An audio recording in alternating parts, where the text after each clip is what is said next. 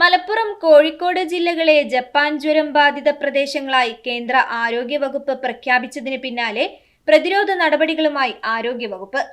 രോഗവ്യാപനത്തെയും രോഗപ്രതിരോധത്തെയും തടയുന്നതിനായി പ്രതിരോധ കുത്തിവയ്പ്പിന് തുടക്കം കുറിക്കുകയാണ്. പ്രതിരോധ കുത്തിവയ്പ്പ് സ്വീകരിക്കുന്നതിലൂടെ ആശങ്കപ്പെടേണ്ട സാഹചര്യമില്ലെന്ന് അധികൃതർ KCL ന്യൂസിനോട് വ്യക്തമാക്കി. സജീവമായിട്ട് ആരോഗ്യവകുപ്പ് ഇടപെടുകയാണ്. ഞങ്ങൾ ആരെയും മുൻവിധിയോടെ തള്ളിക്കളയുന്നില്ല. ഈ ജില്ല കൊള്ളൂലാണ്. ഇപ്പോൾ ഉദാഹരണം പറയുകയാണെങ്കിൽ വീട്ടിലുള്ള പ്രസവം മലപ്പുറം ജില്ല കഴിഞ്ഞ വർഷം 190 നിന്ന് 91 ഒരു മാസമൊക്കെ ഉണ്ടായത് അവസാനം 31 കുറച്ച് കഴിഞ്ഞു. അതുപോലെ നല്ല പ്രചാരണം കൊടുക്കല്ലേ വെച്ചാൽ നിങ്ങൾക്ക് അറിയാം, നിപ്പ അനുഭവിച്ച ജില്ലകളാണ് ഞങ്ങളുടെ പേരും. മലപ്പുറം ജില്ലാതെ കോഴിക്കോട് ഇല്ലാതെ. ഞങ്ങളാണെങ്കിൽ കോഴിക്കോടാണെങ്കിൽ അമീബിക് എൻകഫലൈറ്റിസ് ഉണ്ട്. ഇതിനൊക്കെ വന്നതിന് ശേഷമുള്ള ചികിത്സയ്ക്ക് ഒരു പരിമിതിയുണ്ട്.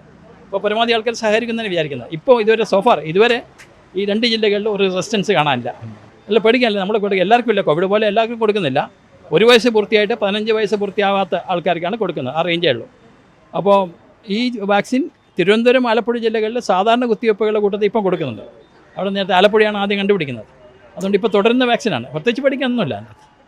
നമ്മുടെ ബന്ധുക്കളൊക്കെ നമ്മൾ നിർബന്ധമായിട്ട് പഠിപ്പിക്കുന്നുണ്ട്.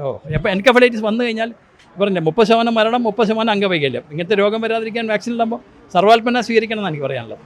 പ്രൊട്ടക്ഷൻ, എല്ലാ വാക്സിൻ്റെയും പ്രൊട്ടക്ഷൻ ഒരു 15 വർഷം കഴിയുമ്പം കുറയും. അപ്പോൾ സ്വാഭാവികമായിട്ട് ചിക്കൻ ബോക്സ് വന്ന സ്ഥിതിയായാലും പിന്നെ വാക്സിനേഷൻ ഉണ്ടായാലും കുറേശ്ശെ കുറയും. എന്നാലും ജീവിതകാലം മുഴുവൻ ഉണ്ട് ഒരു പരിധി വരെ. അതാണ് സാധാരണ എല്ലാ വൈറസ് വാക്സിനെ പറ്റി പറയാനുള്ളത്. അതാണ്. ജില്ലയിലെ 1 വയസ്സിനും 15 വയസ്സിനും ഇടയിൽ പ്രായമുള്ള കുട്ടികൾക്കാണ് സൗജന്യ പ്രതിരോധ കുത്തിവയ്പ് നടപ്പാക്കുന്നത്. ജില്ലയിലെ സ്കൂളുകൾ, അംഗനവാടികൾ, ആരോഗ്യ കേന്ദ്രങ്ങൾ എന്നിവ വഴി കുത്തിവയ്പ് നൽകും. കൊതുകുകൾ വഴി പകരുന്നതും തലച്ചോറിനെ ബാധിക്കുന്നതുമായ ഗുരുതര വൈറസ് രോഗമാണ് ജപ്പാൻ മസ്തിഷ്ക ജ്വരം.